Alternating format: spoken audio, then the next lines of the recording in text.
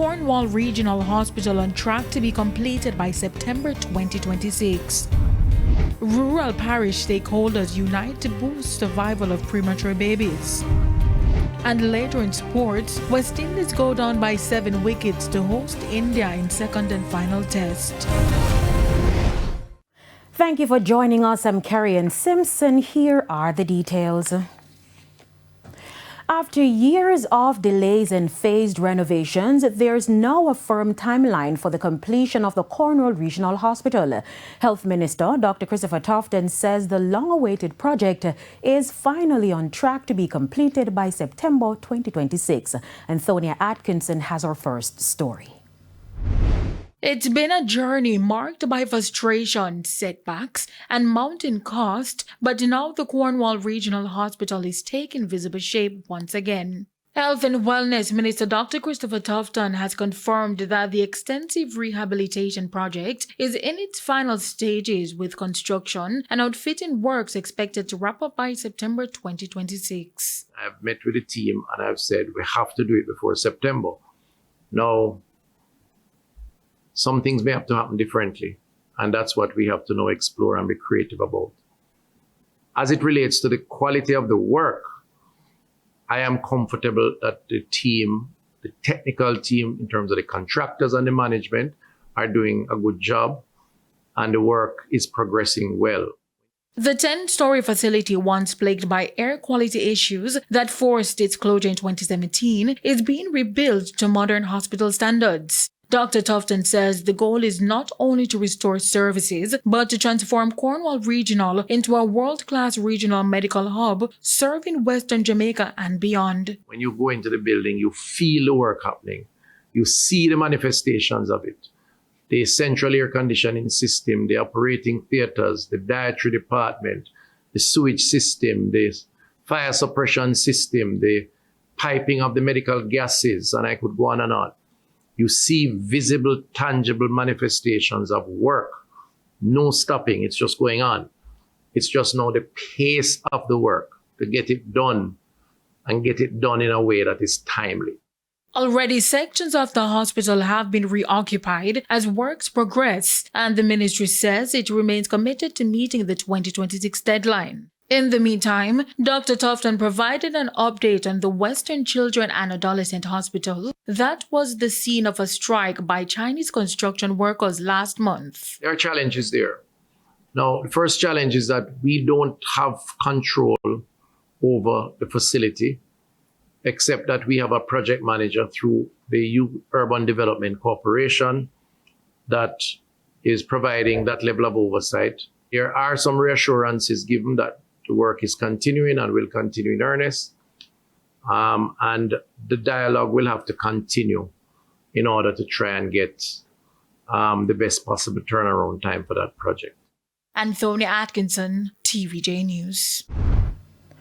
Motorists traveling along the 9 Miles Main Road in Bull Bay, St. Andrew were met with delays yesterday afternoon after a car reportedly overturned and burst into flames. TVJ News understands that 2 people, the driver and another occupant, were inside the vehicle at the time of the incident. Bystanders rushed to assist, pulling the injured from the burning car. They sustained multiple burns. However, their injuries are not considered life-threatening. Both were rushed to the hospital for treatment. The cause of the blaze remains unclear as investigations continue.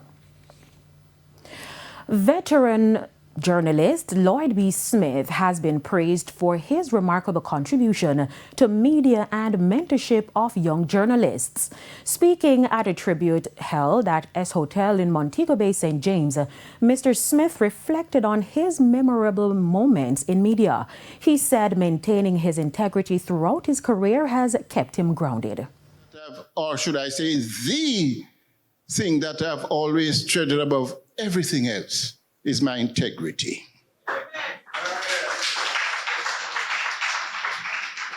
And I'm not showing off when I say that, because it has cost me to lose friends, lots of friends. It has cost the Mirror to lose advertisements because of certain stance that I would take, editorial and otherwise. You have to carve out a professional image where you can be trusted, you can be respected, and once you achieve that stature, then whatever you write or say, even if the persons out there don't like it, they're going to have to accept it because it is coming from a credible source. And the Press Association of Jamaica representative Javon Keys also commended Smith's leadership and regional influence. Young people in the industry to feel welcome, to feel open to having conversation, and it is always a pleasure to serve with you, as he also is currently a director of the Press Association. The event marked Smith's 50th year in media and 45 years since he founded the Western Mirror, celebrating a legacy of journalism and mentorship. Now, the St. James Municipal Corporation says it has been actively tackling the issue of homelessness. The corporation says there are roughly 235 homeless persons living in the parish. At the recent commemoration of World Homeless Day, Inspector at the St. James Municipal Corporation, Pauline Leckie, provided an update on the ongoing rehabilitation drive. We had 4 persons last year, and they are currently still employed. We have 3 persons this year. We have a security guard, an artist, and another person that is selling things on the road, but they are rehabilitated. And our news center also caught up with a man who was living on the streets but has now been rehabilitated. I feel proud of myself. People used to see me on the street. You know, some people kind of will mark your face certain ways, but people know you before and see how we're proud of you in our way, see me. The National Works Agency, NWA, is anticipating an increase in the repair bill for the country's road network following the heavy rains over the last few weeks. Since Friday, a rough trough across the Western Caribbean has caused unstable weather conditions across sections of the island. Following significant flooding, the NWA submitted its assessment of the damage to Works Minister Robert Morgan. Now, speaking today on the morning agenda on Power 106, NWA Communication Manager Stephen Shaw said the cost of repairs, which has not yet been divulged, could increase. And it's now time for a break, but please stay with us. More stories when we return.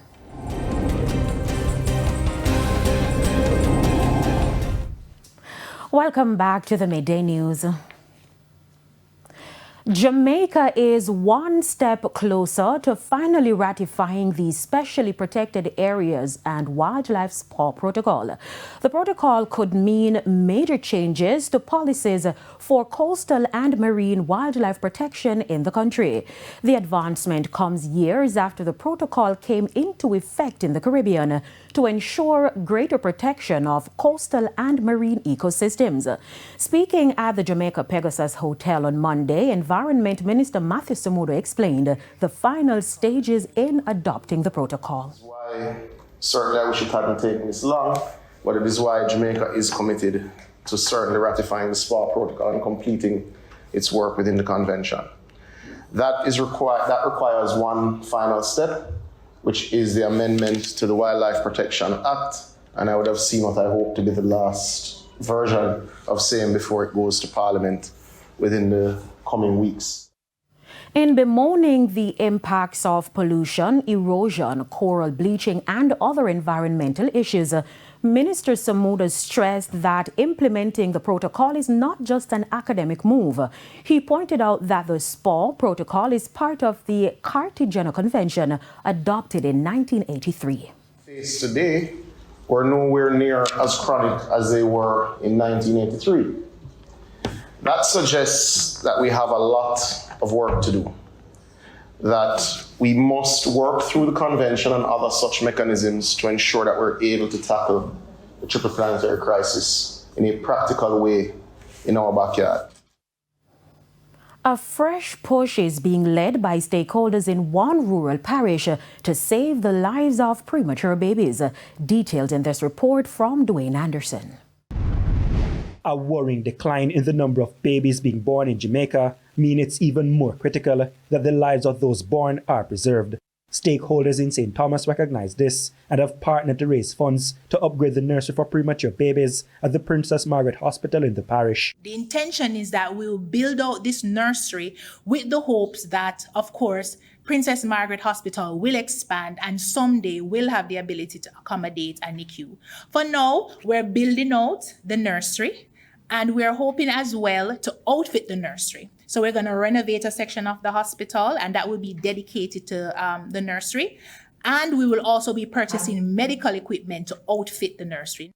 At the center of it all is the Premi Foundation. The founder is Sarika Sterling. She says the project is personal. I'm the mom of premature triplets, and that's my husband in the crowd. We're proud parents of premature triplets. However, 2 of them did not survive. So I spent 4 months in the NICU at the University Hospital of the West Indies. And during that time, I learned a lot about medical care for premature babies. I learned a lot about premature babies, and I learned a lot about what the medical system is working with in terms of taking care of premature babies. And out of that experience, I said, boy, it was a very tough experience losing 2 of my babies, but I could not see myself walking away and not doing something to help the community. A 5K event called Pedal and Stroll, set for November 16 in downtown Kingston, is part of the effort to raise funds and invite cyclists, runners and walkers to participate.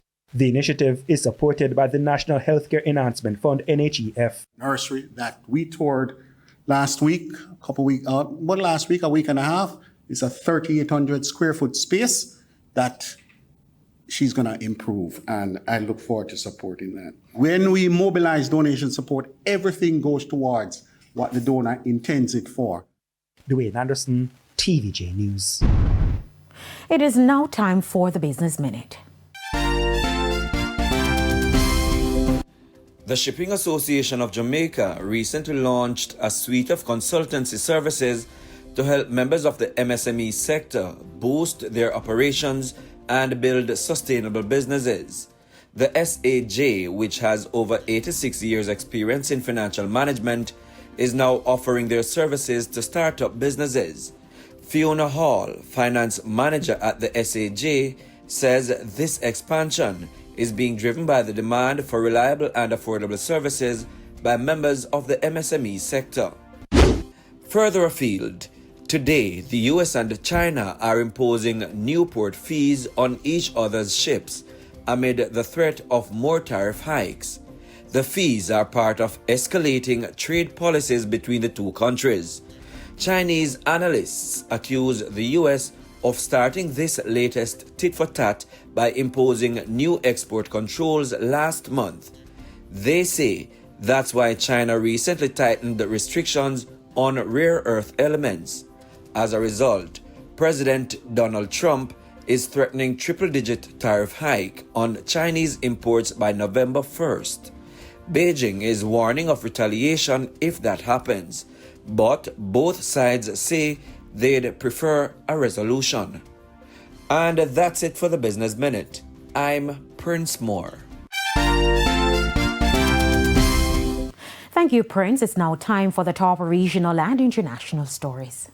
In the region, Antigua and Barbuda's non-resident ambassador to China, Brian Stuart Young, is stepping down after 11 years of service.